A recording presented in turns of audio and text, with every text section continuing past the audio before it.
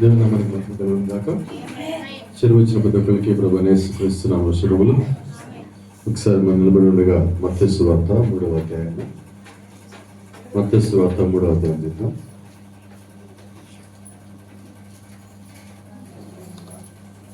పదహారు వచనం చదువు. 16-17. మత్తయి సువార్త 3:16-17. యేసు బాప్టిజం పొందిన వెంటనే నీళ్ళలో నుండి ఒడ్డుకు వచ్చెను. ఇదిగో ఆకాశం తెరవబడెను. దేవుని ఆత్మ పౌరం వలె దిగి తన మీదకి వచ్చుట చూచెను. మరియు ఇదిగో ఈయనే నా ప్రియ కుమారుడు, ఈయన యందు నేను ఆనందించుచున్నానని ఒక శబ్దము ఆకాశం నుండి వచ్చింది. ప్రార్థించు. పరిశుద్ధుగా జీవముల దేవాధిపతి నాయన, సాయంకాల సమయంలో ప్రభువా నీకు లేఖన భాగంలో ఈ దినం ఇక్కడ చదవబడిన లేఖన భాగంలో నుంచి నాతోను మాతోను సూటిగా తేటగా స్పష్టంగా మాట్లాడి మా మధ్యలో మీరున్నారని మరోసారి ప్రభావ రుజువుపరచుకొని ప్రాధాన్యపడుతున్నాను. నీ యొక్క సన్నిధికి మేమందరం ముఖ్యంగా నీ యొక్క ఆత్మను శక్తిని ప్రభావాన్ని ఇక్కడి నుంచి పొందుకోవడానికి సహాయం దయచేయమని, ఈ వాక్యంతో మమ్మల్ని సంధించమని, మా హృదయాలకి సరిపడ మాకు దయచేయమని, ఏదైతే కొదవగా ఉందో కొత్తగా ఉందో మాకు దయచేయమని, ఏదైతే వ్యర్థముగా ఉందో మా నుంచి తీసేయమని మా అందరి హృదయాల మీద సంపూర్ణ అధికారం మీకు ఇస్తూ ప్రభువైన యేసుక్రీస్తు నామములో ప్రార్థిస్తూ కూర్చున్నాం.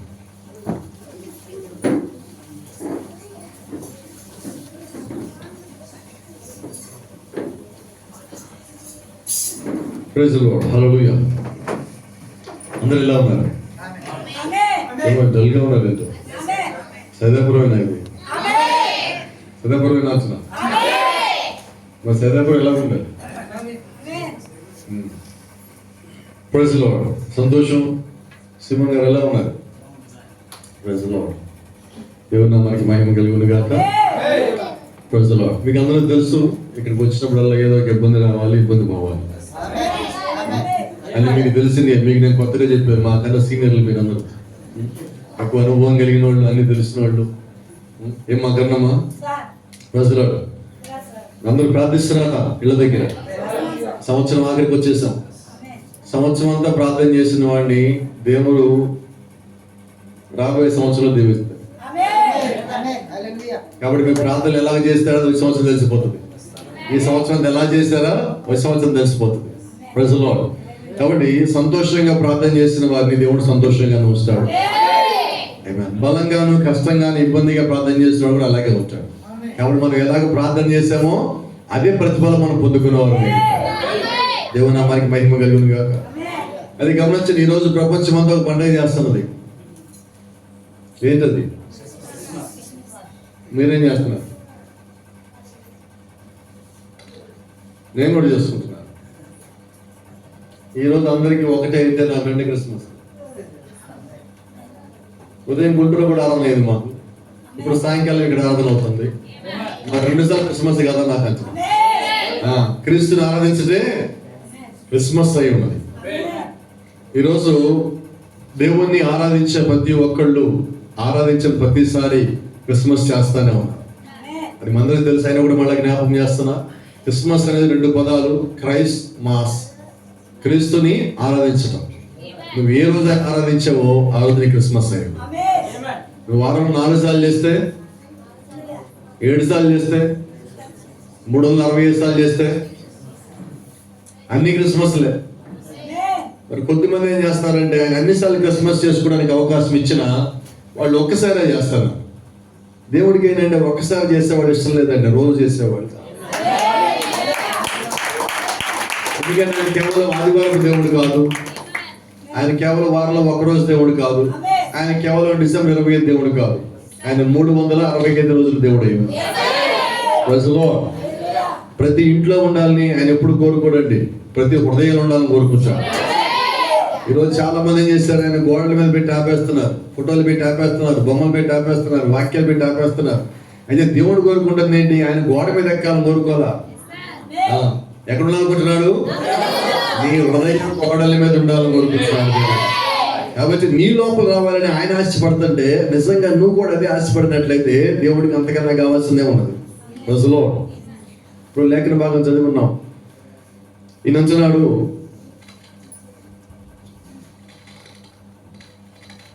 మత్తయి సువార్త 3:16. యేసు బాప్తిజం పొందిన వెంటనే నీళ్ళలో నుండి ఒడ్డుకు వచ్చెను. ఇదిగో ఆకాశము తెరవబడెను. దేవుని ఆత్మ పావురం వలె దిగి తన మీదకి వచ్చును చూచెను. మరియు ఇదిగో ఈయనే నా ప్రియకుమారుడు. ఎప్పుడన్నాడు ఆయన నా ప్రియకుమారుడు అని? బాప్తిజం పొందాక. చెప్పండి గట్టిగా, త్వరగా. బాప్తిజం పొందాక లేదండి, పరిశుద్ధాత్మ పావురం ఆకారంలో ఆయన లోపల దిగొచ్చాక అప్పుడు ఈయన కుమారుడు అంటున్నాడు. అవునా? ఇప్పుడు మనం ఎవరు?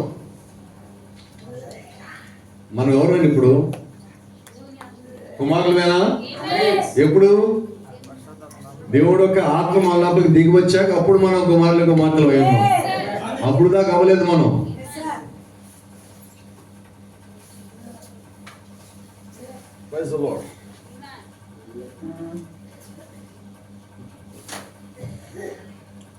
దేవుని యొక్క ఆత్మని పొందుకున్న తర్వాత నువ్వు దేవుని కుమారుడు అవుతావు. ఎందుకంటే పాత నిబంధన గురించి మాట్లాడతా ఈ గడి వర్తమానకు మాట్లాడుతుంది. వారు ఐగుప్తులో ఉండగా దేవుని పిల్లలై ఉన్నారు. వారు ఐగుప్తులోంచి బయటకు వచ్చిన తర్వాత దేవుని సంఘం అయి ఉన్నారు. అంటే వాళ్ళు మొదట దేవుని సంఘం కాలేదు. వాళ్ళు అధికారం పూర్తిగా ఎప్పుడు కలిగి ఉన్నారంటే దేవుడి మాటకి లోబడి బయటకు వచ్చారు. ఇప్పుడు మనం కూడా దేవుడు ఒక మాట విన్నవారం అయితే లోకంలోంచి బయటకు వచ్చిన తర్వాత ఆయన కుమారులమై ఉన్నాం. ఆయన ఒక ఆత్మను పొందుకున్నాక ఆయన కుమారులమై ఉన్నాం. ఆయన కిందకి వచ్చి ఆయనకి అధికారం ఇచ్చి నా మీద సంపూర్ణంగా నీవే నియంత్రణ చేయి ఆయన నీ హృదయాన్ని ఆయనకు అప్పచెప్పుకున్నప్పుడు మాత్రమే నీవు ఆయన కుమారుడు అవుతావు. ఏదో వచ్చినా కదా చర్చికి ఏదో చూసిపోతాం కదా మనం వచ్చినట్లయితే దేవుని ఒక రాజ్యానికి వెళ్ళేవాళ్ళం కాదండి. మనం లోకస్తులు అందరూ కూడా చర్చికి వెళ్ళారు వచ్చినట్టుగానే మనం కూడా వెళ్ళినట్టు అవుతుంది. అయితే ప్రత్యేకించబడిన ప్రజలప్పుడు కూడా దేవుణ్ణి ముందు పెట్టుకొని నడుస్తారు. ఐగుప్తు నుంచి వాళ్ళు బయటకు వచ్చినప్పుడు వాళ్ళు ముందు నడిచింది ఎవరు? అగ్నిస్తంభం గాను, మేఘస్తంభం గాను, మనస్సులో ఉన్న పదార్థంలో ఉన్న దేవుడు గాను ఆయన ముందు నడిచారు. ఆయన ఎటు వెళితే వాళ్ళు అటు వెళ్ళారు. మేఘం ఆగిపోతే వాళ్ళు ఆగిపోయారు. మరి ఈ రోజు మనం ఎలా నడవాలంటే నిజంగా నువ్వు కూడా క్రీస్తుని వెంబడిస్తే వాక్యం ఏది చెప్పినదో, వాక్యం ఎలా నడిపిస్తున్నదో, పరిశుద్ధాత్మని ఎలాగ నాయకత్వం వహించి ముందుకు తీసుకెళ్తున్నాడో నీవు అలాగే నడవమరుస్తున్నావు. చూడండి, వారు వాగ్దాన దేశానికి వెళ్ళేంత వరకు కూడా దేవుణ్ణి మాత్రమే వెంబడించారు. దేవుణ్ణి ముందు పెట్టుకుని ఉన్నారు. వారు సొంత ఆలోచన లేవు. సొంత ఆలోచన కలిగిన ప్రతి ఒక్కరూ అక్కడి నుంచి దేవుడు తీసేస్తున్నాడు. మరి ఈ రోజు వాక్యానుసారంగా నువ్వు ముందుకెళ్తున్నప్పుడు నీకు సొంత ఆలోచన ఉండొచ్చా? వినపడలేదండి, గట్టిగా చెప్పొచ్చా? సొంత ఆలోచన ఉండొద్దు. నీ జీవితాన్ని దేవుడికి అప్పగించాలి. నీ ఆలోచన దేవుడికి అప్పగించాలి. హృదయాన్ని దేవుడికి అప్పగించాలి. నీ దగ్గర ఉన్న సమస్తాన్ని దేవుడికి అప్పగించినప్పుడు అప్పుడు దేవుడు నిన్ను సంధించడం ప్రారంభిస్తాడు. ఆయన యొక్క ఆత్మ నీకు ఇవ్వడానికి దేవుడు ఎల్లప్పుడూ సిద్ధంగానే ఉన్నాడు. అయితే ఆయన యొక్క ఆత్మ మన లోపలికి వచ్చే విధముగా మన జీవితము ఆయన ముందు స్పష్టంగా కనబడాలి. నీ హృదయం ఆయనకి అప్పగించబడాలి. అప్పగించకుండా ఆయన లోపలికి రాలేడు. అప్పుడు కానీ ఆయన నిన్ను నా కుమారుడు అనలేడు. అయితే మనం చెప్పుకుంటున్నాం. మీకు చిన్న సంగతి చెప్తాను. అబ్రహాంకి శారా భార్య ఉన్నది. అబ్రహాంకి హగరు కూడా భార్యగా ఉన్నది. అయితే శారా యజమానురాలు అయి ఉన్నది, హగరు దాసి అయి ఉన్నది. ఇప్పుడు దాసి అయిన హగరికి కుమారుడు కూర్చున్నాడు. ఏం పేరు? ఇష్మాయెల్. యజమానురాలు అయిన శారా కుమారుడు కూర్చున్నాడు. ఆయన పేరు ఏంటి? ఇప్పుడు ఇద్దరు తండ్రి ఎవరు? ఇద్దరు నా తండ్రి అబ్రహాం అని చెప్పుకుంటున్నారు. అయితే అబ్రహాం అడిగితే నీ కొడుకు ఎవరండి? ఎవరి పేరు చెప్పాలి? ఇస్సాకు. మరి ఒకవేళ ఈ రాత్రి దేవుడు మన మధ్యలో ఎవరు చెప్పండి, నా కుమారుడు ఎవరైతే ప్రభువా నీవే అని ఇష్మాయేలు చెప్తాడు, ఇస్సాకు చెప్తాడు. అయితే ఇంతకీ అబ్రహాం ఇష్టం ఏంటి చెప్పగలరా? అగరని ఇష్మాయేలు చెప్పగలరా? లేదండి. ఎందుకంటే అది క్రమము కాదు, అక్రమంలోంచి వచ్చినది. అది దేవుడు ఏర్పరిచింది కాదు. అలా ఈ రోజు కూడా దేవుడు ఏర్పరిచిన క్రమంలో కాక నువ్వు ఇంకేదన్నా క్రమంలో ఆయన దగ్గరికి వచ్చినట్లయితే ఆయన అంటున్నాడు నువ్వు అక్రమంగానే వచ్చావు. బైబిల్ చెప్తా ఉంది పరలోక రాజ్యంలో ఒక విందు గురించి చెప్తా. మత్తయి సువార్తలోనే ఒక అతను పెళ్లి విందు లోపలికి వచ్చి కూర్చున్నాడు. కూర్చున్నప్పుడు అందరు వస్త్రాలు వేరుగా ఉన్నాయి, ఆయన వస్త్రాలు వేరుగా ఉన్నాయి. పెళ్లి కుమారుడు వచ్చాడు లోపలికి, స్నేహితుడా నీవెవరు, ఎక్కడి నుంచి వచ్చేది, వస్తానంటే ఇలాగ ఉన్నాయి అన్న. గుమ్మం దగ్గర అన్నాడు, గుమ్మంలో చాలా వాడు కిటికీలోంచి వచ్చాడు. ఇప్పుడు ఏం చేశారు ఆ పెళ్లి కుమారుడు? వీడిని తీసుకెళ్లి బంధించి చీకటిలో పడేయడం. ఇదేంటిది అంటే దేవుడి దగ్గరికి మనం ఎలా రావాలంటే క్రమమైన మార్గంలో, పూర్తిగా క్రమమైన మార్గం. నిన్ను క్రమపరిచేది నీలో ఉన్న నీ ఆత్మీయ ఉన్నది. ఒక చిన్న మాట మీకు జ్ఞాపకం చేస్తాను ఈ పూట. మన శరీరంలో 3 భాగాలు వచ్చాయి. మన శరీరంలో బయటికి కనిపించే శరీరము, దీని తర్వాత లోపల ఉండే రక్తము, దాని తర్వాత లోపల ఉండే ఆత్మ. ఈ రక్తాన్ని మనం ఏమంటామంటే ప్రాణం అంటాం. ఇప్పుడు మన శరీరంలో ఏమేమున్నాయి? శరీరము, ప్రాణము, ఆత్మ. ఈ 3 మనలో ఉన్నాయి. ఈ 3 ఇప్పుడు దేవుడు దేంట్లో ఉంటాడు? అయితే రహస్యం ఏంటి? బైబిల్ ఏం చెప్తే అపోస్తలుడు ఉంటాడు, నీ శరీరము వెలపెట్టి కొనబడి ఉన్నది. ఇప్పుడు శరీరాన్ని వెలపెట్టి కొన్న దేనికంటే శరీరం కోసం కాదు, నీ ప్రాణం కోసం కాదు, నీ ఆత్మ కోసం. నిజమేనా? అని ఇప్పుడు దేవుడికి మన శరీరంలో ఏం కావాలి? రైట్, చాలా జాగ్రత్త. ఇప్పుడు శరీరం పాపం చేస్తుందా, ఆత్మ పాపం చేస్తుందా? ఏంటది మళ్ళీ చెప్పండి. ఒక వ్యక్తి మంచం మీద కోమాలో ఉన్నాడు. ఇప్పుడు అతను పాపం చేయగలడా పోయి? ఎందుకని చెప్పండి? కదలలేడు. ఎందుకు కదలలేడు? పాపం చేసేది ఎవరు? ఇప్పుడు ప్రాణమా, రక్తమా? శరీరం ఇటుపోతే శరీరంలో రక్తం అటుపోయి వెనకాల రావాల్సిందే. రైట్. ఇప్పుడు శరీరం ఆలోచించదు, మరి ఇప్పుడు ప్రాణం ఆలోచిస్తుందా? ఆలోచించదు. మరి ఎక్కడైతే తేడా పడుతుంది? ఇప్పుడు చెప్పండి త్వరగా. మా శాంతమ్మ గట్టిగా చెప్పి బయట నుంచి ఆత్మేనా? అది సంగతి. ఇప్పుడు ఎందుకు పాపం చేసేది ఎవరు? కానీ పనిష్మెంట్ ఎవరికి? అదే సంగతి. ఇప్పుడు అపవాదం చేశాడు, దేవుడు నీ శరీరం కొన్నాడు. ఇప్పుడు దేవుడు ఎక్కడ రావాలని కోరుకుంటున్నాడు?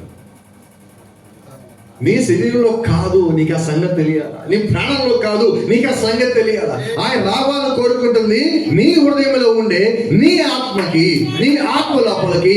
అక్కడ ఆయన ఉండాలని ఆశపడతా ఉన్నాడు. లోకస్తులు శరీరానికి విలువిస్తారు. ఈరోజు చూడండి, ప్రపంచం మొత్తం శరీరానికి విలువ. నిజమేనా? రైట్. ఇప్పుడు బయట మనం ఏ చర్చ చూడండి, ఊర్లోకి వస్తా ఉన్నా, ఊరు మొదల్లో చర్చ నడిచేది పక్కన పెట్రోల్ బంక్ దగ్గర. నేను అడిగాను, ఏంటిది చర్చ? చర్చ సార్, ఇది పలానా చర్చ అన్నాడు. ఎలా ఉంది అలంకరణ? లైట్లు ఎలాగ ఉన్నాయి? మెరిసిపోతాయి లైట్లు, మొత్తం పెయింట్లు, స్టార్లు ఎలాగ ఉన్నాయి? శరీరం అంతా అలంకరించారు. లోపల ఆత్మ లేకపోయి ఇకేంటి ప్రయోజనం? నువ్వు పైకి ఎంత అలంకరణ చేసినా బైబిల్ అంటుంది నీ బయట అలంకరణ నీకు అలంకరణగా ఉండక నీ లోపల అలంకరణ నీకు అలంకరణగా ఉండాలి. అంటే దేవుడు ఏం చూస్తున్నాడంటే నీ బయట సంగతి చూడటంలా నీ హృదయం సంగతి చూస్తున్నాడు. అందుకే అంటున్నాడు, నీ నోరు మాట్లాడతాడు ఆయన, నీ హృదయం నిండితే నోరు మాట్లాడుతుంది. ఎందుకు హృదయం నుంచి ఆయన మాట్లాడుతున్నాడు? నీ హృదయాన్ని ఆయన చూస్తున్నాడు. వాక్యమైన నివాసం ఉండేది నీ హృదయం లోపలే. అక్కడికి దేవుడు రావాలని ఆశపడుతున్నాడు. అక్కడికి దేవుడు ఉండాలని ఆశపడుతున్నాడు. అక్కడి నుంచి దేవుడు నడిపించాలని ఆశపడుతున్నాడు. మీరు ఎప్పుడన్నా ఒక పెద్ద షిప్లో కానీ వెళ్ళినట్లయితే మీకు షిప్ని నడిపేవాడు కనబడడు. షిప్ పైన అందరం కూర్చుంటాం, షిప్ నడిపేవాడు కింద కూర్చుంటాడు. షిప్ నడిపేవాడు ఏం చేస్తాడో తెలుసా? మీరు పైన చూసి మీరు ఫోటోలు, సెల్ఫీలు, వీడియోలు తీస్తామంటే మొబైల్ ఫోన్లతో, షిప్ నడిపేవాడు నీళ్ళ లోపల, నీళ్ళలో దగ్గర మనకి ఏదైనా ఆటంకం వస్తే గమనిస్తూ ఉంటాడు. దాన్ని బట్టి పడవ తిప్పుతూ ఉంటాడు. మనం అనుకుంటా పడవ గిట్టిల్లింది, అటు వెళ్తే బాగుండు కదా అని. అటు వెళ్తే చచ్చిపోతాం. తిప్పింది ఎవరు? తిప్పింది ఎవరు? నడిపేవాడు. ఏ నడిపేవాడు? ఓడ నడిపేవాడు. అలాగే నీ హృదయాన్ని నడిపేవాడు కూడా ఒకడు ఉన్నాడు. నీ ఇష్టానుసారంగా నువ్వు తిరుగుతా ఉంటే దేవుడు అతను నేను తిప్పడు. నేను అక్కడి నుంచి పక్కకి జరిపాడు, నేను వేరొక మార్గం నడిపించాడు. నువ్వు అనుకున్న మార్గంలో కాదు, ఆయన అనుకున్న మార్గంలోకి నేను నడిపిస్తా ఉన్నాడు. ప్రమాదం తప్పిస్తున్నాడు, తీర్పు తప్పిస్తున్నాడు, ఇబ్బంది తప్పిస్తున్నాడు, శోభం తప్పిస్తా ఉన్నాడు. ఆయన వచ్చింది నేను తప్పించడానికి, నేను పడేయడానికి కాదు. ఆయన పడేసే దేవుడు కాదు, పడిపోయిన వాళ్ళని పైకి లేపే దేవుడు అయి ఉన్నాడు, నిలబెట్టే దేవుడు అయి ఉన్నాడు, పాపచ్చే దేవుడు అయి ఉన్నాడు. గమనించండి, దేవుడికి కావాల్సింది నువ్వు పైకి ఆయన గురించి చూపించాలని కాదని, నీ లోపల ఆయన చూపించాలి. వచ్చిన మాట మీరు చెప్తాను. మధ్యాహ్నం పూట శృంగార దేవాలయం దగ్గరికి పేతురు యోహాను ఇద్దరు బయలుదేరి వెళ్తున్నప్పుడు ఆ మెట్ల దగ్గర ఒక అతను యాచకుడు కనిపించాడు. వాళ్ళిద్దరూ ఆ యాచకుడితో మాట్లాడిన సంభాషణ మీరు విన్నట్లయితే వాళ్ళిద్దరు అంటారు, మా దగ్గర వెండి బంగారం లేవన్నాడు. అంటే పైకి కనిపించేవి చూపించేవి ఏమీ లేవు. మరి ఏమున్నాయి? వాళ్ళు అంటున్నారు, మా దగ్గర వెండి బంగారం లేవు, కానీ మేము ఏమి కలిగి ఉన్నామో అది నీకు ఇస్తాం. అంటే ఈరోజు నీవు చెప్పాల్సిన మాట అది. నా దగ్గర డబ్బు లేదు, నీకు సహాయం చేయలేను, నేను నీతో పాటు రాలేను, సహాయం చేయలేను. అయితే నేను ఒకటి కలిగి ఉన్నా, నేను ప్రార్థన కలిగి ఉన్నాను. నా ప్రార్థన శాఖ నీతో పాటు ఉంటుంది. నువ్వు నిశ్చయంగా నువ్వు అనుకున్న పనిలో వెళ్ళు. అది సక్రమైతే, వాక్యానుసారమైతే దేవుడు దీవించి ఆశీర్వదించి పంపిస్తాడు. నువ్వు వచ్చేదాకా నా మోకాళ్ళని పరిచయం పొందుతా. ఎందుకు ఆగుద్ది అంటే మన జీవితాల్లో పనులు ఆగినాగు. అటువంటి ఒక స్నేహితుడు చాలు కదా, అటువంటి వారు ఒక్కడు మన ఇంట్లో ఉండే చాలు కదా. నిజమేనా? ఆ ఒక్కడు నేనెందుకు కావద్దు? మరి వినపడలేదా? ఆ ఇంట్లో ఒకరు ఉండాలని కోరుకుంటున్నాం కదా, ఒక్కడు నేనేందుకు కాకూడదు? ఆ ఒక్కడు నేనే అయినప్పుడు నా కుటుంబం మొత్తం బలంగా ఉంటుంది కదా, నా కుటుంబం అంతా ఆరోగ్యంగా ఉంటుంది కదా, వాళ్ళంతా మంచిగా ఉంటారు కదా, వాళ్ళంతా ఆశ్రయించబడతారు కదా. నేను నా మోకాలకి పని చెప్పినప్పుడు, ప్రార్థించినప్పుడు, నా ఇంట్లో సమస్యలు తీర్చడానికి దేవుడు ఎప్పుడు నా దగ్గర ఉంటాడు కదా. విషయం మాట వర్తమానికుడు ఇలా అంటున్నాడు, ఎవరైతే వ్యక్తి ప్రార్థిస్తూ ఉంటాడో ఆ ప్రార్థించే వ్యక్తి he was in a great company, గొప్ప సహవాసంలో ఉన్నాడు. నువ్వు ఒక్కడే ప్రార్థిస్తున్నావు, సహవాసం అంటే ఇద్దరు ఉండాలి కదా. మరి ఇంకొకళ్ళు ఎవరు? వినపడలేదా నాకు? అంటే నువ్వు ప్రార్థన చేయగానే ఈ ప్రార్థన వినటానికి ఆయన రావాల్సి ఉన్నాడు. నువ్వు ఏం ప్రార్థన చేస్తావో తర్వాత ముందని వినాలి నీ ప్రార్థన. అంటే నువ్వు ప్రార్థిస్తున్నావంటే ఆయన కనుదృష్టి నీ మీద ఉన్నది. నువ్వు ప్రార్థిస్తున్నావంటే ఆయన ఒక సన్నిధిలో నీవు ఉన్నావు. ఆయన ఎక్కడ ఉన్నా నువ్వు ప్రార్థించిన చోటికి ఆయన రావాల్సి ఉన్నాడు. అంటే ఏ ఇల్లైతే ప్రార్థిస్తుందో, ఏ ఇల్లైతే మొరపెడతా ఉన్నదో ఆ ఇంట్లో దేవుడు దిగి రావలసి ఉన్నాడు. ఇలా అనుకున్నాం. ఒక ఇంట్లో భార్య భర్త ఇద్దరు ఉన్నారు, ఒక ఇద్దరు పిల్లలు ఉన్నారు. రోజుకి 4 సార్లు ప్రార్థన చేస్తే దేవుడు వాళ్ళ ఇంట్లో ఎన్నిసార్లు రావాలి?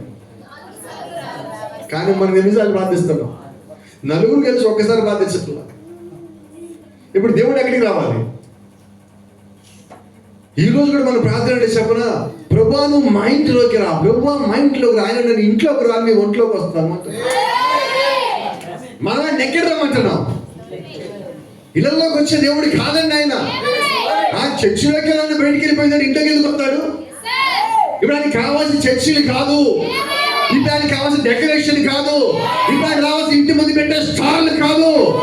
నీవు ఆయన సంతానమై ఉన్నావు, ఆ సంగతి ఆయనకి తెలుసు. నువ్వు ఆయన సంతానంలాగా జీవిస్తే అప్పుడు ఆయన నీ కొరకు వచ్చే దేవుడు అయింది.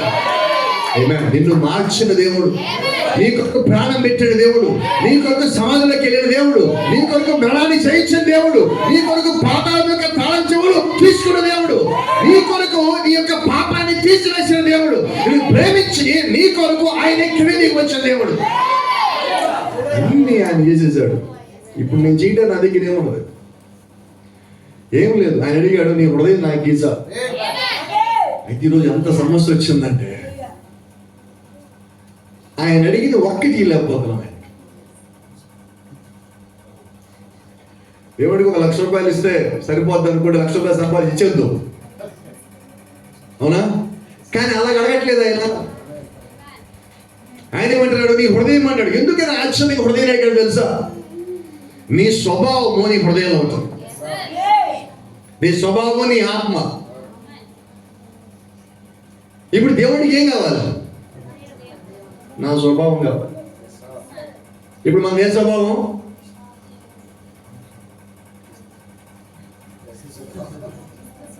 ఏం పడలేదు. మీ స్వభావం ఏంటి మీకు తెలుస్తుంది కదా.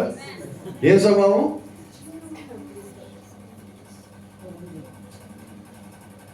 ఆశ్చర్యం. వర్తమానికి అంటున్నాడు, దేవుడు మన ఎందుకని గొర్రెలతో పోలుస్తాడో తెలుసా?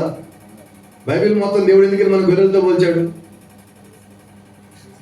మనం కోపం వస్తే పక్కన ఏమంటాం తెలుసా? గొర్రెలాగా నువ్వు అంటాం. దేవుడికి కావాల్సిన గొర్రెలే.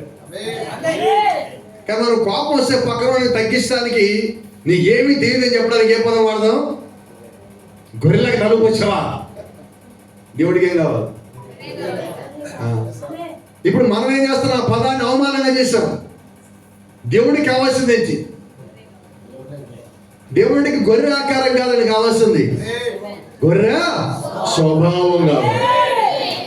ఎందుకే రక్తం కాచాడంటే నిజంగా గొర్రె పోయి ఉంటే ఆయన రక్తం కిందకు వచ్చినప్పుడు నీ లోపల నీ నిజమైన స్వభావం రావాలి. అంతేనా? ఇప్పుడు కింద వేసిన టైల్సే కదా, 1 సంవత్సరం 2 ఏళ్ళకి ఇదంతా మట్టి కొట్టుకుపోద్ది, మొత్తం మంచి నల్లగైపోద్ది. ఆ మూల ఈ మూల మొత్తం అంతా. మనం ఎంత శుభ్రం చేస్తే కొద్దిగా మట్టి వస్తానంటే ఒక మూల పట్టుకుపోతాను. తర్వాత ఇప్పుడు ఏం చేయాలంటే స్క్రబ్బర్ అని చెప్పి ఒక మెషిన్ ఉంటుంది.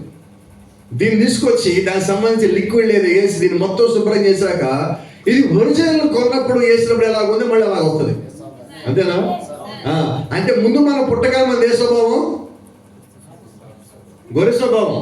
పుట్టినప్పుడు గొర్రెలని అందరం, కానీ మధ్యలో వచ్చిన వేరే స్వభావం. వాళ్ళని చూసి వీళ్ళని చూసి అదిని ఇదిని అచ్చదివి ఇచ్చదివి వాళ్ళని కలిపోయి వీళ్ళని కలిపోయి మన స్వభావాలు మారినాయి. ఇప్పుడు దేవుడు ఏం చేశాడు? ఒక స్క్రబ్బర్ అనే బైబిల్ పంపించాడు. ఇప్పుడు యాసిడ్ పంపించాడు. యాసిడ్ అంటే నీ కాలం వర్తమానం అయ్యింది. ఇప్పుడు నీకు స్క్రబ్బర్ కావాలా, యాసిడ్ కావాలి. ఈ రెండు కలిపి రుద్దినప్పుడు నీ పాత స్వభావం ఏమున్నదో దేవుడు నీకు ఇచ్చినప్పుడు, నువ్వు పుట్టినప్పుడు నువ్వు ఏమి కలిగి ఉన్నావో మళ్ళా ఆ స్వభావం తిరిగి వచ్చేది. రెండో సంగతి, ఇప్పుడు ఇక్కడ మీరు గమనించినట్లయితే యేసుక్రీస్తు బాప్తిజం పొంది నీళ్ళలోంచి వస్తున్నప్పుడు ఆకాశం తెరవబడి ఆకాశంలోంచి పౌరం పరిశుద్ధాత్మ పౌరం ఆకారంలో ఆయనకు దిగొచ్చింది. ఇప్పుడు దేవుడు ఏ ఆకారంలో వచ్చాడు? పౌరం ఆకారంలో. ఇప్పుడు యేసుక్రీస్తు ఏమైనాడు? కింద లోక పాపం మోసుకొని పోవు దేవుని గొర్రెపిల్ల. ఇప్పుడు యేసుక్రీస్తు ఎవరు? గొర్రెపిల్ల. మరి పైనుంచి వచ్చిన దేవుని యొక్క రూపం ఎలాగున్నది అంటే ఇప్పుడు పౌరం ఎక్కడికి వచ్చింది? గొర్రెపిల్ల లోపలికి. ఇప్పుడు పౌరం గొర్రెపిల్ల లోపలికి వచ్చిన తర్వాత భరించబడాలి. అవునా? నిజమేనా? మరి ఇప్పుడు మన సంగతి ఏంటి? మనం ఎప్పుడు ఎత్తపడతాం? ఎప్పుడు మన స్వభావం మారుతుంది? చెప్పరు మీరెవరు, నాతో చెప్పించాలి. కాకపోతే మన స్వభావం మారాలి. అవునా? మన స్వభావం మారాలంటే దేవుడు రావాలి. దేవుడు ఆల్రెడీ వచ్చున్నాడు. ఆయన మన స్వభావం మాత్రం కారణం ఏంటంటే ఆయన లోపలికి ఆహ్వానించలేకపోతున్నాం. ఎవరు ఆటంకం? మన లోపల రాకుండా దేవుడిని ఆపింది ఎవరు? వినపడలేదా? కొంచెం గట్టిగా చెప్పరాదు. నేను ఎంత గట్టిగా వస్తున్నా ఇక్కడ గుంటూరు నుంచి వచ్చి చెప్పండి. ఎవరు ఆపింది? ఎందుకు ఆపారు చెప్పండి. ఆపారన్నావు, ఎందుకు ఆపారు? నాకు కావాల్సిన కొన్ని సంగతుల నిమిత్తము కొన్ని విషయాల్లో నేను దేవుడిని వెనక్కి వెళ్ళమని, ప్రభా నువ్వు వాగు, నువ్వు ఉంటే నీ పని చేయలేను. మళ్ళీ ఆయన ఉంటే మనకు మొహమాటం, అంతే కదా. కాబట్టి ఇప్పుడు దేవుడిని ఏం చేసావు? పక్కకి జరుపుతావు. నువ్వు దేవుణ్ణి ఎప్పుడు కూడా పక్కగా జరపద్దు. నీవు ప్రపంచాన్ని మొత్తం పక్కగా నెచ్చు. నువ్వు క్రీస్తు వైపు తిరిగి. Praise the lord. దేవుని నుంచి ఆశిస్తుంది అదే. దేవుడు ఒకటే ఆలోచిస్తున్నాడు నీ విషయంలో. నేను ఎక్కువ, నీకు లోకం ఎక్కువ. నేను ఎక్కువ, నీకు డబ్బు ఎక్కువ. నేను ఎక్కువ, నీ కుటుంబం ఎక్కువ. నేను ఎక్కువ, నీ కులం ఎక్కువ. నేను ఎక్కువ, నీ ప్రాంతం ఎక్కువ. నేను ఎక్కువ, నీ అధికారం ఎక్కువ. ఈ రెండింటిలో నిర్ణయం నువ్వే తీసుకోవాలి. దీంట్లో ఏదో ఒకటి మన లోపల ఉన్నది. మన లోపల ఒక్కడి పోలేదంటే దేవుడు లోపలికి వచ్చేయగలడు. గొప్ప సంగతి, మంచి సంగతి ఏంటంటే దేవుని నిమిత్తం మనం అనేకమైన వాటిని బయటికి పంపించాం. కొన్ని నెట్టేసాం, కొన్ని తోసేసాం. మళ్ళా వచ్చే వాటిని తప్పించుకున్నామండి. దేవుని యొక్క మాటలు. అయినప్పటికీ అపవాది నువ్వు ఈ భూమి మీద నుంచి వెళ్ళిపోయేంత వరకు వాడు ప్రయత్నం చేస్తానే ఉంటాడు. వాడు ఆగడు, వాడు ఆపడు. వాడు ఫెయిల్ అవుతాడు, మళ్ళా వస్తాడు, మళ్ళా ఫెయిల్ అవుతాడు, మళ్ళా వస్తాడు. ఎప్పటిదాకంటే నువ్వు నీ ప్రాణం పోయేదాకా, లేదంటే క్రీస్తు రాకడ వచ్చేదాకా వాడు నిన్ను ఎలాగైనా ఏమార్చాలని, పడగొట్టాలని, దారి తప్పించాలని, వాడు దారిలోకి తెచ్చుకోవాలని, దేవుడి యొక్క ఉగ్రత నీ మీదకి రావాలని, నువ్వు ఆ తీర్పులోకి వెళ్ళాలని, నీ ఆత్మ దేవుడిని చేరకూడదని, నీ శరీరంతో ఎలాగైనా ఏదో ఒక తప్పు చేయించాలని వాడు ఎడతెగక ప్రయత్నం చేస్తానే ఉంటాడు. అయితే దాన్ని తప్పించడానికి దేవుడు నీకు ఇచ్చిన ఆయుధం ఒకటి ఉంది. దాని పేరు ప్రార్థన అంట. ఏంటి సార్ అది? ప్రార్థన. వాడు ఎంత ప్రయత్నం చేసావో వాడిని తప్పించడానికి నీవు అంత ప్రార్థన చేస్తే చాలు. ఎంత ఈజీగా ఉన్నది. నువ్వు వాడిని కొట్టక్కర్లా, వాడిని తిట్టక్కర్లా, వాడి వెనకాల పరిగెత్తక్కర్లా. వాడు ఎక్కడి నుంచి వచ్చాడు కనుక్కోవాల్సిన పనిలే. నువ్వు చేయాల్సిన పనులు ఒకటే, ఆ సంగతిని దేవుడి ముందు పెట్టి వదిలేసేయి. నాకు తెలిసిన సంగతి ఉన్నది. ఇద్దరి మధ్యలో గొడవ అయింది. ఈ ఇద్దరు ఇంటికి పోయి ఏమని ప్రార్థిస్తారు? మన సంఘంలో వాళ్ళు అనుకున్నాం. గొడవ ఇంటికి వెళ్ళి ఏమని ప్రార్థిస్తారు? ప్రభువా నా తప్పు అయితే క్షమించని ప్రార్థిస్తారా? నో. ఏమని ప్రార్థిస్తాం? నాశనం అయిపోవాలని బాధ చేసి అంత తోడు లేరనుకుంటున్నాను నేను ఇక్కడ. నాకు తెలిసి నేను లోపల ఉంటే సభ మాట బయట అనకపోవడంగా లోపల వచ్చాము తెలియదు, కానీ అలాంటి వాడైతే లేరని అనుకుంటున్నాను నేను. నాకు తెలిసినంత వరకు, నాకు మిమ్మల్ని చూస్తున్నాడు కాబట్టి. అయితే ఒకటి అనుకుంటాం, ప్రభువా నేనేంటో వాళ్ళకి తెలియాలి. ప్రభువా ఎవరు వినపడ, ఎవరేంటో తెలియాలి. ఏం చెప్పు ఏంటో నువ్వంటూ ఏది లేదు, అది నీ సంగతి నీకు తెలియాల్సింది. నువ్వు సున్నా నీకు తెలియాల్సింది. అది ఎవరు మనం? కానీ మనం ఏమనుకుంటున్నాం? మనం హీరో అనుకుంటున్నాం. అదేనా మనం ఎవరు వ్యక్తికి? అది సంగతి. ఇప్పుడు నేనేంటో తెలియాలంటే నువ్వేంటో ఏం తెలియాలి?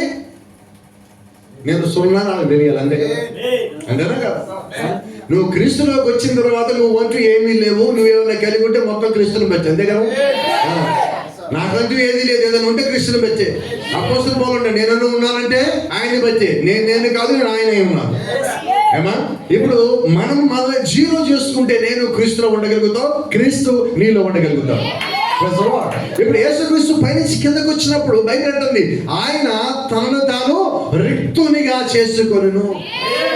రిక్తునిగా చేసుకోవడం అంటే జీరో చేసుకున్నాడు. ఇప్పుడు ఆయన జీరో చేసుకుని భూమి మీద 30 సంవత్సరాలు ఉన్నాడు కాబట్టి దేవుడు మళ్ళీ ఆయన లోపల తిరిగి రావాల్సి వచ్చింది. ఆత్మ ఆయన లోపల తిరిగి రావాల్సి వచ్చింది. ఆయన భూమి మీదకి వచ్చిన పనిని పూర్తి చేయడానికి కావాల్సిన ప్రతి ఒక్క బలము ఆయనకి అప్పగించడానికి అన్ని ఏర్పాట్లు జరిగిపోయింది. ఎప్పుడు? రిక్తునిగా చేసుకున్నాక.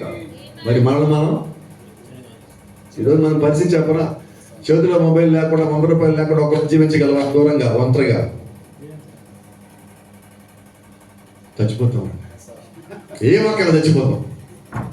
మొబైల్ ఫోన్ లేకుండా, 100 రూపాయలు లేకుండా, ఒక్కడే, చుట్టుపక్కల మనిషి ఎవరు లేకుండా ఉండగలవా? Dead spot. మరి ఆయన రిక్తునిగా చేసుకుని వచ్చేసాడే. ఆశ్చర్యం ఏంటంటే ఆయన కోసం రాలా, ఆయన నా కోసం వచ్చాడు. నా కోసం వచ్చాడు. ఈరోజు అందరూ అంటారు నేడే రక్షకుడు మన కొరకు పుట్టున్నాడు అని. ఎప్పుడు పుట్టాడు అయ్యా? ఎప్పుడు పుట్టాడు? నేడే పుట్టాడని. నీ పాపాలు ఇంకా ఉన్నాయని.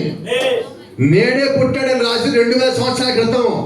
అప్పుడు ఆయన పుట్టి పెరిగి పెద్దోడయ్యి 30 సంవత్సరాలప్పుడు బాప్తిజానికి వెళ్తే ఇదిగో పరిశుద్ధాత్మ లోపలికి వచ్చి, అదే మనం మాట్లాడుతున్నాం.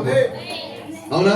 మరి ఆత్మ ఆయన లోపలికి వచ్చిన తర్వాత ఆయన 3.5 సంవత్సరాలు పరిచయం చేసి ఈ శరీరాన్ని ఆ బలియాగం చేసి అక్కడ రక్తం కాల్చి ఆ రక్తం మనకిచ్చి దానిలో స్వస్థత పెట్టి మన పాపాన్ని కడిగే శక్తి పెట్టి ఆ రక్తంలో మారు మనసును పెట్టి నాకు ఒక సమస్త ఏర్పాటు చేసి ఆయన ఇక్కడ చనిపోయారు. అవునా? ఇప్పుడు మనం ఏం చేస్తున్నామంటే రెండో రాకడ కొరకు ఎదురు చూస్తున్నాం.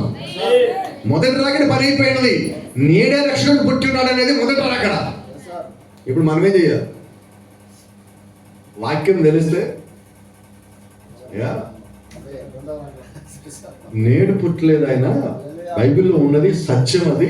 అయితే ఆయన ఇప్పుడు పుట్ల, ఆయన పుట్టి పెరిగి పెద్దోడై అంతా జరిగిచ్చేశాడు. ఇప్పుడు రెండోసారి వస్తున్నాడు. ఇంకా నేడు పుట్టాడంటే ఏంటి? అంటే మళ్ళీ అపవాది ఎక్కడ ఉంచేశాడు తెలుసా? అక్కడే ఉంచాడు, అక్కడ ఆగనంట. అవునా? ఎంత ఆశ్చర్యం తెలుసా? ఇప్పుడు పుట్టినరోజు చేస్తున్నాం, మళ్ళీ ఏప్రిల్ రాగానే ఏం చేస్తాం? వినపడలేదు. ఏం ఫ్రైడే? గుడ్ ఫ్రైడేనా? గుడ్ ఫ్రైడే రోజు ఏం చేస్తాం? మనమే పుట్టినరోజు చేస్తున్నాం, మనమే సిలువేసేస్తున్నాం, మళ్ళీ మనం ఆదివారం లేపేసేస్తాం. ఇప్పుడు దేవుడికి ఎన్నిసార్లు చేశాడు? యేసుక్రీస్తు ఒక మాట చెప్పాడు, ప్రభు రాత్రి భోజనం రోజు నన్ను జ్ఞాపకం చేసుకుంటే ఈ పని చేయండి చెప్పాడా? ఇప్పుడు మనం ప్రతిసారి జ్ఞాపకం చేసుకుంటున్నాం కదా. అదే దాన్ని ఏం చేసిందంటే లోకము సెలబ్రేషన్ చేస్తుంది. ఈ సెలబ్రేషన్ లో ఏమైపోయిందంటే లోకమంతా పండగ వాతావరణం వచ్చేసి వాక్యాన్ని తీసుకెళ్ళి పక్కన పెట్టేసి. అదే సార్ ఈరోజు నిజంగా క్రిస్మస్ అంటే భక్తి ఎంతమంది ఉన్నది? నిజం చెప్పరా?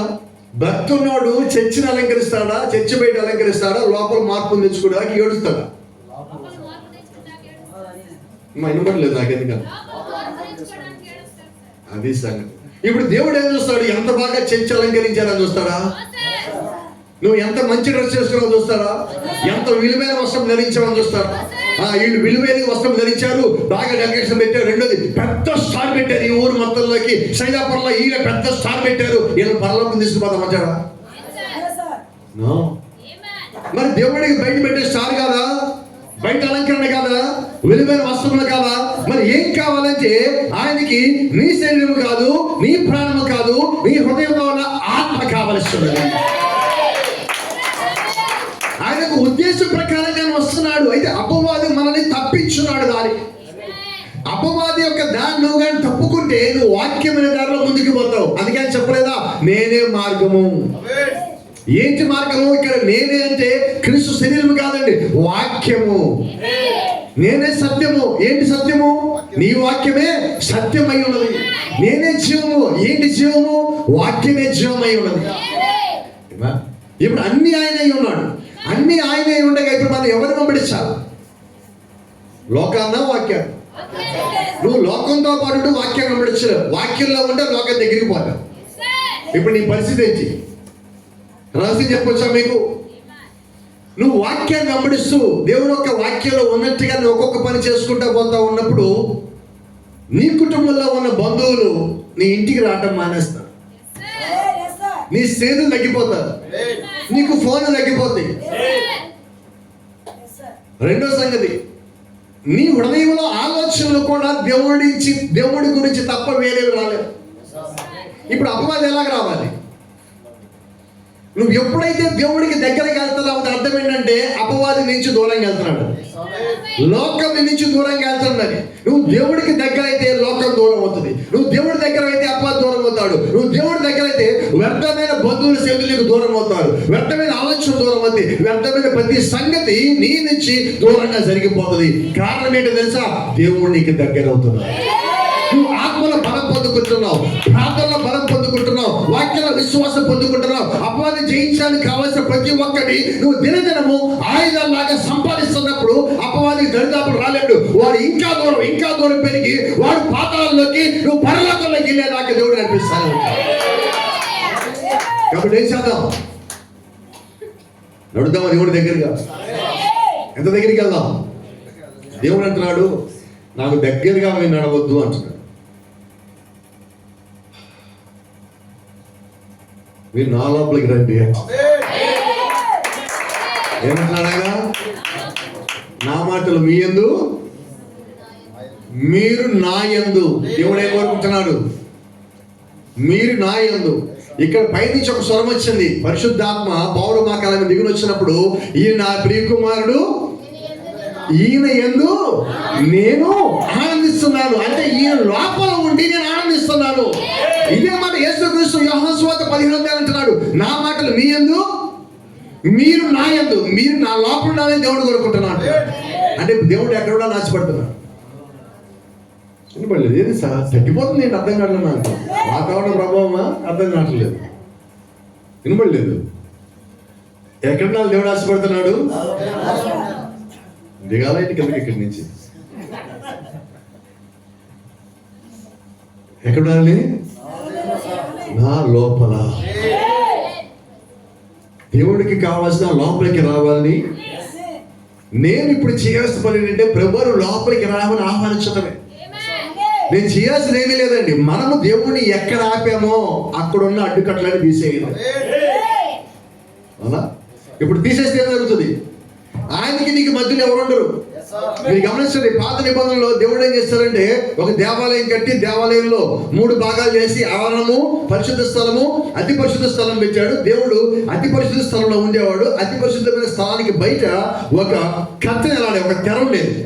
అవునా? కొత్త నిబంధనకు వచ్చి సిలువేసిన దినమున యేసుక్రీస్తు చేసిన పని ఏంటంటే ఆ దేవాలయపు తెర 2గా చేసేసాడు. అంటే అర్థం ఏంటో తెలుసా? దేవుడు అంటున్నాడు, నీకు నాకు మధ్యలో అడ్డు తెర ఏది ఉండద్దు.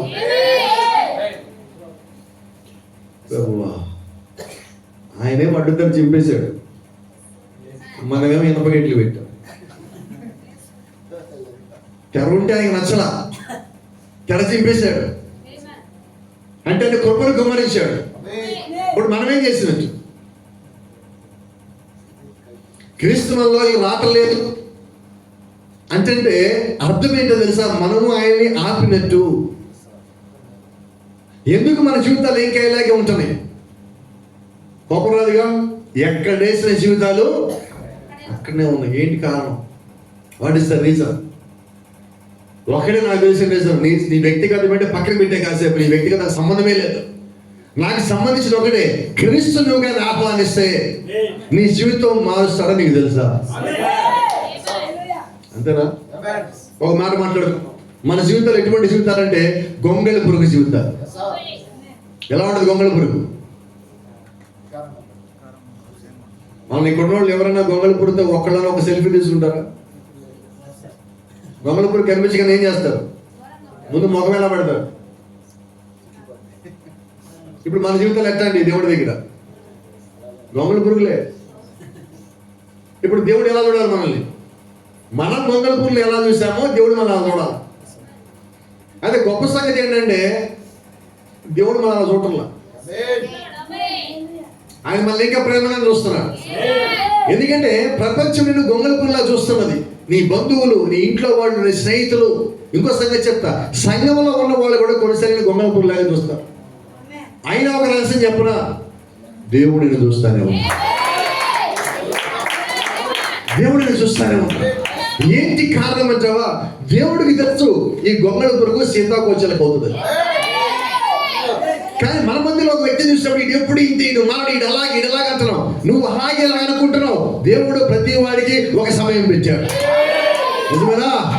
సౌలికి ఒక సమయాన్ని పెట్టి దెబ్బ కొట్టి కళ్ళు బయలా చేసి 3 రోజులు కూర్చోబెట్టి ఏం చేశాడు? పౌలుగా మార్చాడు. క్రీస్తుకి ఖైదీగా చేసుకున్నాడు. నిజమేనా? అంటే ఇప్పుడు దేవుడికి ఏం కావాలంటే దేవుడు కొరకు నిర్ణయించబడ్డాడు. ఆయన ఎప్పుడు తిరగాలి. ఆయన ఎప్పుడు తిరగకపోతే అవసరం ఇది కొట్టేనే తిప్పుకుంటాడు. దమస్కు మార్గంలో పౌలు అహంకారము, గర్వము, పొగరు అనే రథం ఎక్కి వెళ్తున్నాడు. నాకే మొత్తం దశలు ఎక్కిపోతున్నాడు. ఇప్పుడు దేవుడు ఏం చేశాడు? దేవుడు వచ్చి వెలుగు దెబ్బ కొట్టాడు. వెలుగు అంటే వాక్యపు దెబ్బ. వాక్యపు దెబ్బ కొట్టగానే ఇప్పుడు పౌలు ఎక్కడ పడ్డాడు? మట్టిలో పడ్డాడు. మీకు సంగతి తెలుసా? పౌలు ఒంటికి మట్టి అంటుకుంటే ఒప్పుకోడు. ఇప్పుడు దేవుడు ఎక్కడ కూర్చోబెట్టాడు? ఏం చేశాడు తెలుసా? పౌలు మట్టిలో ఎదుగుతున్నాడు. పోయినగా కళ్ళు మొత్తం ఎదుగుతున్నాడు. మట్టి అంతా పూసుకుంటాడు పౌలు. ఇప్పుడు దేవుడు ఏం చేశాడు? ఇతను కంటికి చూసింది నమ్ముతున్నాడు. అందుకని దేవుడు కళ్ళు తీసి పక్కన పెట్టాడు. ఎందుకని? ఇప్పటికన్నా నీ హృదయంతో చూస్తావా? ఈరోజు మనం కూడా వాక్యాన్ని సరిగ్గా చూడకపోతే దేవుడు చేసే పని అదే.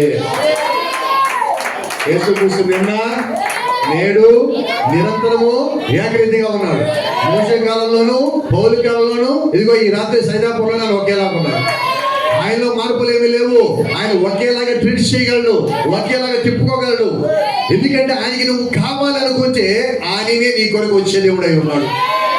కొన్ని వందల మంది, కోట్ల మంది ఆయన కొరకు ప్రార్థన చేస్తారు. దేవుడు అక్కడికి పోలేదు. కానీ ఒక పౌలు కొరకు ఆయనే వీధిలోకి వచ్చి నిలబడవలసి వచ్చింది. దమస్కు మార్గంలో ఎందుకంటే పౌలు ఎన్నిక చేయబడ్డవాడై ఉన్నాడు. క్రీస్తు నిమిత్తము సిలువ మోయవలసిన వాడై ఉన్నాడు. క్రీస్తు నిమిత్తము రోషం కలిగిన వాడై ఉన్నాడు. దేవుడు ఒక ఎన్నికలో ఉన్నాడు కాబట్టి ప్రైజ్ ది లార్డ్. దేవుడు మనకి మహిమ. కొట్టాక ఇప్పుడు పౌలు ఏమంటున్నాడు? అప్పుడు దాకా తిట్టినోడు, అప్పుడు దాకా ఎంటబడినోడు, అప్పుడు దాకా అందరూ చంపి జైల్లో పడేసి అంటున్నాడు, ప్రభువా ఇంతకీ నీవెవరు ప్రభువా? Praise the lord. ఇప్పుడు చిన్న మాట మీరు చెప్తా. యేసుక్రీస్తు అక్కడ ఒక మాట పలికాడు, జ్ఞాపకం ఉందా మీకు? నీవెవరు అని అడిగితే,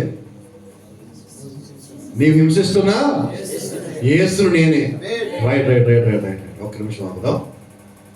ఇంతకీ పౌలు ఎప్పుడు యేసు హింస పెట్టాడు? ఇద్దరు ఎదురుపడలాగా అసలు. ఇప్పుడు యేసుక్రీస్తు అబద్ధం చెప్పాడా? చెప్పలా. ఆయన అంతకుముందు ఒక మాట పలికాడు, నా మాటలు మీ యందు మీరు నా యందు. ఇప్పుడు మనం క్రీస్తులో ఉంటే మనల్ని ఎవరైనా ఇబ్బంది పెడితే ఇబ్బంది పెట్టి మనల్ని కాదు, క్రీస్తుని ఇబ్బంది పెట్టాడు. ఇప్పుడు పౌలు ఎవరిని ఇబ్బంది పెట్టాడు? క్రీస్తులో ఉన్న వాళ్ళని ఇబ్బంది పెట్టాడు కాబట్టి క్రీస్తు వచ్చినట్టు నన్నెందుకు హింసించావు నువ్వు? అంటే ఇప్పుడు పౌలు హింస పెట్టిన వారిలో క్రీస్తులో ఉన్నవారు ఉన్నారా లేదా? ఇప్పుడు వారి కొరకు దేవుడు వచ్చున్నాడు. నీ కొరకు నా కొరకే దేవుడు వచ్చాడు. దేవుడి కొరకు దేవుడు ఎప్పుడు రాలేదు. ఆయన రావాల్సిన అవసరం కూడా కలిగి లేడు. ఆయన ఏం కలిగి ఉన్నాడంటే నిన్ను సంపూర్ణంగా మార్చడానికి, నిన్ను ఆయన వైపు తిప్పడానికి కావలసిన సమస్య నిమిత్తమే ఆయన వచ్చిన దేవుడు. Praise the lord. దేవుడు నామానికి మహిమ ఘనత. ఆశ్చర్యం చూడండి. దేవుడు తాని కలుగున్న పరిశుద్ధాత్మను పౌలుకి ఇచ్చున్నాడు. తాను కలుగున్న పరిశుద్ధాత్మను మేడగదిలో 120 మందికి ఇచ్చున్నాడు. దేవుడు ఆయన దగ్గర ఏం పెట్టుకోలేదండి. ఈ కాలం కొంతమంది ఒక మాట చెప్తుంది, పాత నిబంధనలో తండ్రి ఏమి కలిగి ఉన్నాడో అవన్నీ కూడా తండ్రి కుమారులో కుమ్మరించాడు. కుమారుడు తనకు కలిగిన సమస్యని మేడగదిలో కుమ్మరించాడు. అంటే మేడగదిలో ఏమున్నదంటే మొట్టమొదటి సంఘ కాలం ఉన్నది. దేవుడు తన కలిగిన సమస్తాన్ని సంఘంలో కుమ్మరించున్నాడు. ఇప్పుడు ఆయన దగ్గర ఏమి పెండింగ్ లేదండి. మొత్తం సంఘంలోనే ఉన్నది. వాక్యము సంఘంలోనే, వర్తమానము సంఘంలోనే, పరిశుద్ధాత్మ సంఘంలోనే, ప్రభావము సంఘంలోనే, పరలోకం కూడా సంఘంలోనే ఉన్నది. ఎత్తపాటు సంఘంలో ఉన్నది, శరీరాల మార్పు సంఘంలో ఉన్నది, సిద్ధపాటు సంఘంలో ఉన్నది, ప్రార్థన సంఘంలో ఉన్నది, విశ్వాసము సంఘంలో ఉన్నది, దైవభక్తి ప్రభావం అన్నీ ఇక్కడే ఉన్నాయి. ఎప్పుడు దగ్గర ఏమున్నాయి? ఇప్పుడు దేవుడు ఎప్పుడు రావాలి తెలుసా? సిద్ధపడ్డారు ఎవరు? ఇప్పుడు దేవుడు ఎందుకు ఆలస్యం చేస్తున్నాడు? వినపడలేదు కొంచెం గట్టిగా చెప్పండి. ఎవరు సిద్ధపడ్డా? రైట్. మీరు చెప్పింది నిజమేనా? ఎందుకు సిద్ధపడలేదు?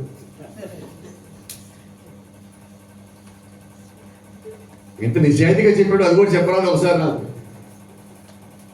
సిద్ధపడలేదు ఒప్పుకున్నారు, క్లారిటీ ఉన్నది. ఎందుకు సిద్ధపడేది కూడా చెప్పేరాదు. అంటే ఈరోజు సంగతి చెప్తున్నా, ఇదే జరుగుతున్నది. మనం చేస్తాం తప్పని తెలుసు, మనం సరిగా ఉండట్లేదని తెలుసు, అయినా మార్చుకోవడం కొరకు ఇప్పుడే కాదులే, ఇప్పుడు అవుతుంది కానీ ఇప్పుడు కాదు. ఏం దావీదు? ఇప్పుడు కాదు కానీ గ్యారెంటీగా మారేది సమస్య లేదు. మారకపోతే ఎట్టగా, కానీ ఎవరు ఆపారు? ఇప్పుడు కాబట్టి మాట చెప్తున్నాడు. ఈరోజు దేవుని యొక్క వాక్యం ఎందుకు వచ్చినప్పుడు దాన్ని అంగీకరించడమా తోసేయటమా రెండింటిలో ఏదో ఒకటే జరుగుతుంది. ఇప్పుడు కాదంటే తోసేసేటే కా ఇట్లా అర్థం కాదు. మనకి మన భాషలోకి వెళ్ళిపోదాం. మా డోక్రాలో వచ్చింది ఈ వారం ఎవరు తీసుకుంటారన్నాడు. మీరేమన్నారు? ఇప్పుడు కాదన్నారు. అనగానే ఏమవుతుంది? లోను పోద్ది. ఇప్పుడు వాక్యం వచ్చింది మన దగ్గరికి, చెప్పండి. ఇప్పుడు కాదు, ఏమైంది? అది సంగతి త్వరగా అర్థం చూసారు. అంటే ఇప్పుడు మనం ఏం చేస్తామంటే అనేక సందర్భాల్లో మన దానికి రెడీగా లేవు. వాక్యం వచ్చేస్తున్నది, మాకు రెడీగా లేవు. నిజమైన దేవుని సంఘము వాక్యం వచ్చాక రెడీ అవటం కాదు, వచ్చేటప్పటికే రెడీగా ఉండాలి. నిజమైన దేవుని సంఘం గురించి మాట్లాడుతున్నాం. వాక్యం వచ్చేసరికి నీ మనసు రెడీగా ఉండాలి. నువ్వు సంఘానికి వచ్చేసరికి నీ హృదయం తెరవబడి ఉండాలి. నువ్వు ఎందుకు ముందు వచ్చి ప్రార్థన చేయమన్నాడంటే నీ హృదయం తెరవబడ్డాక అప్పుడు దేవుడు లోపలికి వస్తాడు, అప్పుడు వాక్యం లోపలికి వస్తుంది, అప్పుడు బలం పొందుకుంటావు, అప్పుడు ఆత్మను పొందుకోగలవు, అప్పుడు దేవుడు సరిచేయగలడు, దేవుడు నిన్ను మార్చగలడు, దేవుడు నీతో మాట్లాడగలడు. ఎప్పుడు నేను హృదయము తెరిచినప్పుడు. నేను హృదయం తెరవకుండా నా హృదయాన్ని మూసేసుకొని నేను చర్చిలో ఎంతకాలం ఉన్నా ప్రయోజనం లేదు. నువ్వు చర్చిలోనే పుట్టి చర్చిలోనే పెరిగినా కూడా చర్చిలో మరణించినా కూడా ప్రయోజనం లేదు, నీ హృదయం తెరవబడకపోతే. నీకున్న సమస్తమును దేవుడికి ఇవ్వకుండా ఎలాగ దేవుడి రాజ్యానికి పోదాం అనుకుంటున్నావు? యేసుక్రీస్తు ఇలాగొచ్చి అలా వెళ్ళిపోతున్నాడు. ఎందుకని? రెక్తునిగా చేసుకొని ఆయన ఖాళీ చేసుకుంటున్నాడు. యేసుక్రీస్తుకి ఎవరి మీద కోపం ఉంది? ఎవరి మీద అసూయ ఉన్నది? ఎవరి మీద ద్వేషం ఉన్నది? రైట్. నువ్వు పుట్టినప్పుడు నీకు ఎవరి మీద కోపం ఉన్నది? ఎవరి మీద ద్వేషం ఉన్నది? ఎవరి మీద అసూయ ఉన్నది? మరి ఇప్పుడు చెప్పగలవా? లేదని చెప్పలేవు. కానీ నువ్వు ఒకటి చెప్పగలవు, ఇంతకుముందు నాకు పలానా వాళ్ళ విషయంలో కోపం ఉండదండి, ఇప్పుడు లేదండి. ద్వేషం ఉండేదండి, లేదండి. అసూయ ఉండేదండి, లేదండి. అయితే అందరి మీద లేదా? అది తెలియదు. అంటే ఎక్కడొక చోట ఇంకా పెండింగ్ ఉండిపోతుంది. నేను అంటున్నది అది. నీ జీవితంలో నువ్వు 1-2 దాటి అనుకుంటున్నావు, సంబరాలు చేసేసుకుంటున్నావు, డెకరేషన్ చేసేస్తున్నావు చర్చ్ అంతా. చర్చ్ అంటే ఇది, ఈ చర్చ్ గురించి మాట, ఈ గూడాల గురించి మాట్లాడతాను. నేను మారిపోయాను. నువ్వు మాట్లాడవు అంటే దేవుడు నీలో కనిపిస్తాడు. నువ్వు నేను చెప్పాల్సిన పని లేదు. మార్పు నీది కాదు, నీలోకి వచ్చిన దేవుడిది, నీలో తెచ్చిన దేవుడిది. కాబట్టి నేను చెప్పొద్దు, దేవుడు నీలోంచి నాకు కనిపిస్తాడు. అలా ఈరోజు దేవుడు సమర్థుడై ఉన్నాడు. అయితే ఆయన ఎప్పుడు సమర్థుడిగా నీ జీవితంలో పనిచేస్తాడో తెలుసా? నీవు నీ హృదయాన్ని అప్పగించాక నిన్ను సమర్పించుకోవాలి దేవుడికి. నువ్వు హృదయ సమర్పణ లేకుండా దేవుడితో సమాధానం ఎలా పడగలవు? బైబిల్లో ఒక మాట ఉంది, సమ్మతి లేకుండా కూడి నడుదుగా. ఇద్దరు కలిసి నడవాలంటే ఇద్దరు అంగీకారం లేకుండా నడవగలరా? నడవలేరు. ఇప్పుడు దేవుడితో నడవాలా? అంగీకారం ఎవరితో? ఎవరికి? నాతో దేవుడిగా, నేను దేవుడితోనా? ఎవరితో సమాధానం ఉండాలి మనం? నేను దేవుడి యొక్క వాక్యానికి తగినట్టుగా ఉంటే ఆయనతో పాటు నడుస్తా. నా హృదయం ఆయన వాక్యానికి తగినట్టుగా లేకపోతే ఆయనతో పాటు నడవలేను.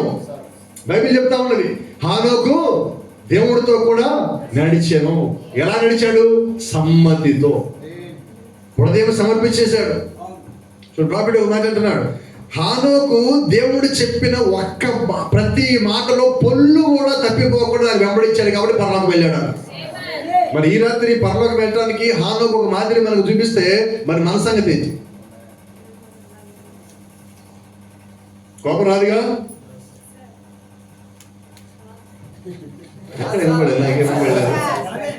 ఏదో సౌండ్ ప్రూఫ్ లాగా ఉంది, నాకేమైనా మర్చలేదు రాదా?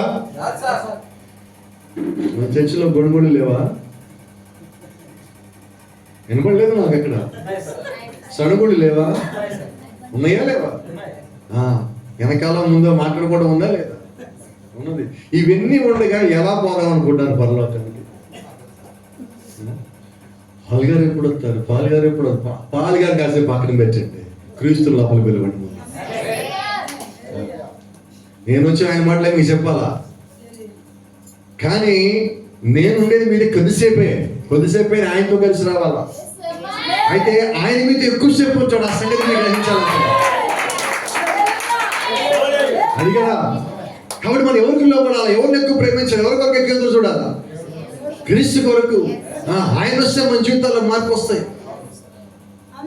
Praise the lord.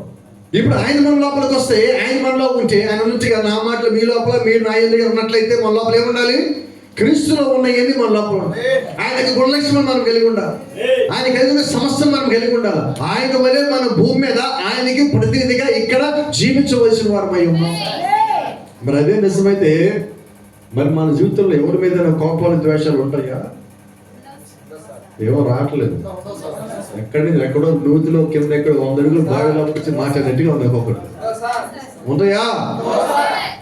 మరి ఉన్నాయా లేవా సంఘంలో?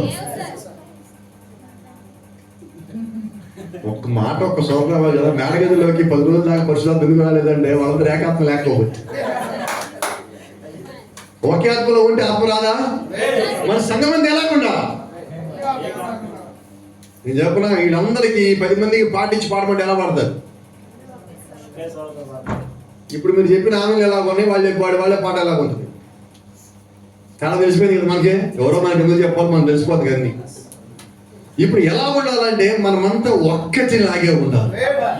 ఏ వ్యక్తులు తీసేది కాసేపు పక్కన పడేయండి. క్రీస్తుని బట్టి, నీ యొక్క ఎత్తబాటును బట్టి, నిన్ను బట్టి ఇంకొకళ్ళు వాక్యంలోకి బలంగా రావాలి. దానిని బట్టి నాలో బలహీనతలు ఉన్నప్పటికీ నేను దాన్ని జయించగలగాలి. ఇంకొకరు బలహీనతలు ఉన్నప్పటికీ నేను దాన్ని చూడకుండా క్రీస్తుని అక్కడ చూపించేవాడు నేను ఉన్నప్పుడు సంఘం అంతా ఒక్కటవుతుంది. సంఘంలోకి ఆత్మ దిగి రావస్తున్నాడు. క్రీస్తులోకి ఆత్మ దిగి వచ్చింది. పౌర వాక్యాల్లో పరిశుద్ధాత్మ దిగి వచ్చి అంటున్నాడు, ఈయన నా ప్రియ కుమారుడు, ఈయన లోపల ఉన్న నేను ఆనందిస్తూ ఉన్నాను. అదే మాట దేవుడు నాతో అనద్దా? అదే మాట దేవుడు మీతో అనద్దా? అదే మాట ఆయన మనతో అనద్దా? మేడగదిలోకి దిగి వచ్చినట్టుగా ఆయన మన లోపలికి దిగి రావాలంటే నిశ్చయంగా దిగి రావాల్సి ఉన్నాడు. సంగతి ఏంటంటే ఆల్రెడీ ఆయన వచ్చి ఉన్నాడు. మనం గుమ్మం దగ్గర ఆగే ప్రభు, నువ్వు ఇక్కడ ఆగు ప్రభు, కొద్దిగా ఆగు ప్రభు. కానీ మనం ఎటువంటి భక్తులు అంటే నిజంగా మనం చేసిన తప్పు తెలిసిన ప్రజలు మనం. ఆశ్చర్యంగా ఉంది కదా. చాలా మంది తెలియక తప్పు చేస్తారు, కానీ మనం ఎవరు? తెలిసి చేస్తాము, తప్పు చేసినా కూడా తెలుసుకుంటాము. అయితే మన దగ్గర ఒక ఆయుధం ఉంటుంది. తప్పు చేసినట్టు ఎప్పుడు ఏం చేస్తావు తెలుసా? కాము అంటాడు. ఎందుకని? మనం మాట్లాడితే ఏదైనా బయటకు వస్తుందేమో, ఎవడో ఒకటి ఏదో ఒకటి అంటాడేమో, కాము ఉంటే పోలేదు. అయితే నేనంటా, నువ్వు కామ్గా ఉండొద్దు, నువ్వు దేవుడి దగ్గరికి వెళ్ళు. ఎప్పుడు వద్దు నీకు సమాధానం లే, నువ్వు ఆయన దగ్గరికి వెళ్ళిపోరాదా?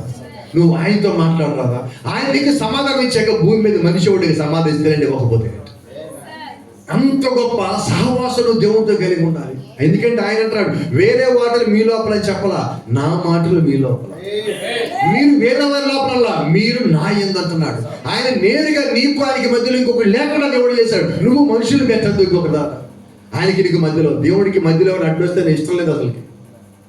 ఆయనకి చాలా పాపం. ఏదైనా తోటలో ఆదమవ్వలు దేవుడు వద్దని చెప్పి పని చేసిన తర్వాత వారి దిగంబరులు మనం తెలిసాక వాళ్ళు సొంతగా డ్రెస్సులు తయారు చేసుకున్నారు. ఆ డ్రెస్సులు కుట్టుకొని తిరుగుతున్నారు. దేవుడు వచ్చాడు, ఆదామా నువ్వు ఎక్కడ ఉన్నావు? ఆదామా, ప్రభా నువ్వు వచ్చినప్పుడు దిగంబరిగా ఉన్నావు అని తెలిసి చెట్టానికి వెళ్దాం. నువ్వు దిగంబరం తెలిపిన వాడు ఎవడు? ఇదిగో నువ్వు ఇచ్చిన నాకు ఇస్త్రీయే, వద్దని చెప్పింది ఇచ్చింది తిన్నది వెళ్ళాలి. తను బయటికి రా, నేను దిగంబరిగా ఉన్నాను. అయితే దిగంబరిగా ఉన్నానంటున్నాడు, డ్రెస్ మాత్రం కుట్టుకొని ఉన్నాడు. ఏ డ్రెస్ కుట్టాడు? ఏ వాకులు? అంజూరు వాకులు. యేసుక్రీస్తు కొత్త నిబంధనలో చెప్పించి చెట్టు పేరు ఏంటి? ఎందుకనంటారు? ఆయన కుమారుడికి ఆయనకి మధ్యలో అడ్డు వచ్చింది, చెప్పించాడు. ఎవరు అంజూరం? యోధులు. అది ఇప్పుడు నీకు దేవుడికి మధ్య అడ్డు వస్తే జాగ్రత్తగా గమనించాలి. ఆదాము అడ్డు పెట్టాడు. తప్పు చేసినోడే ఆదామే దేవుడికి ఇది మధ్యలో అడ్డు పెట్టాడు. అందుకే దేవుడు చెప్పించాడు. ఈ రోజు నువ్వేదైనా అడ్డు పెడితే దేవుడు దాన్ని చెప్పిస్తాడు. నేనంటే అడ్డులు తీసేయి. అడ్డు తెర చింపేసాడు ఆయన. తెర చింపేసి ఆయన మనతో కలవాలనుకుంటుంటే మన మీద కూడా అడ్డులు పెట్టడం. ముందుకెళ్ళిపోతే పోలా, తప్ప ఒప్ప పోయాలి కాళ్ళ మీద పెడితే. ఈ కాలు కొత్తమైన మాట చెప్తాడు. ఏదైనా తోటలో అవ్వ తప్పు చేసినప్పుడు ఆ తప్పును ఆదాము కప్పిపుచ్చకుండా అవ్వను తీసుకొచ్చి దేవుడు కాళ్ళ దగ్గర పడేస్తే ఈరోజు అందరూ ఏదైనా తోటలో ఉండేవాడు. హాస్పిటల్ ఉండేది కాదు, పోలీస్ స్టేషన్ ఉండేది కాదు, కోర్టు ఉండేది కాదు, జబ్బులు ఉండేవి కాదు, వ్యాధులు ఉండేవి కాదు. ఎక్కడ ఉండేవాడు? అందరూ అక్కడే ఉండేవాడు. దేవుడి దగ్గరికి రాకే సమస్య వచ్చింది. అదే కదా అంటారా, ముందు దేవుడి దగ్గరికి రానియండి, దేవుడి దగ్గరికి వెళ్ళండి. ఈ రెండు పనులు చేయాలి. ఒక వ్యక్తిని దేవుడి దగ్గరికి రానియాలి. రెండోది మనము దేవుడి దగ్గరికి వెళ్ళాలి. మన లోపల ఏదున్నా అది దేవుడి ముందు పెట్టవలసిన వారమే. అలా పెట్టినప్పుడే, ఆ బాణలోంచి పోయినప్పుడే, నీకు పశ్చాత్తాపం కలిగినప్పుడే దేవుడి లోపలికి రాగలరు. నీ హృదయము దేవుడికి సమర్పించినప్పుడు దేవుడు దాన్ని అంగీకరిస్తే దేవుడి లోపలికి రాగలడు. మేడగది వాళ్ళని అంగీకరించాడు, దేవుడు లోపల దిగొచ్చాడు, వాళ్ళ ఉండి కార్యాలు చేశాడు. దాని పేరు అపోస్తల కార్యాలు. అపోస్తల కార్యాలు అంటే మనుషులు చేసిన కార్యాలు కాదండి, మనుషుల్లో ఉండి దేవుడు చేసిన కార్యం. మరి నేను అంటున్నా, అపోస్తల కార్యాలు అయిపోయినాయా? అవునా? కాబట్టి అన్నాడు, బైబిల్ మొత్తంలో అయిపోయిన పుస్తకం ఒకటే అన్న, అపోస్తల కార్యం. అంటే దేవుడు ఇంకా ఇప్పుడు ఈ రాత్రి ఇక్కడ మన మధ్య కూడా కార్యాలు చేస్తాం. అయితే దేవుడు మనుషుని వాడుకుంటున్నాడు. నీవు హృదయ సమర్పణ కలిగితే ఆయన ఎన్నో వాడుకుంటాడు కదా. మన సైదాపురంలో ఎవరు వాడబడద్దా దేవుడి చేతిలో? అడగాల్సి వస్తుంది అన్ని. వాడబడాలి వద్దా? వాడబడాలంటే ఏం కావాలి? చెప్పాలి గట్టిగా. యోహాను చెప్పాలనుకుంటున్నాడు. ఏం కావాలి? నీ హృదయం ఆయనకి ఇచ్చేయాలి, నీ జీవితం ఆయనకి ఇచ్చేయాలి, నీ ఆలోచనకి ఇచ్చేయాలి. నువ్వు నా లోపలికి రా ప్రభువా అని నువ్వు ఆహ్వానిస్తే ఆయన వచ్చే దేవుడు. పరిశుద్ధాత్మగా ఆయన నీ లోపలికి దిగి రావాలని కోరుకుంటున్నాను. నీ లోపల అట్టి వాతావరణం ఉంచితే నీ లోపల ఆయన ఉండి నిన్ను మాత్రమే కాదు, నీ ద్వారా 100 మంది నడిపిస్తాడు. దేవుడు దీవించుగాక.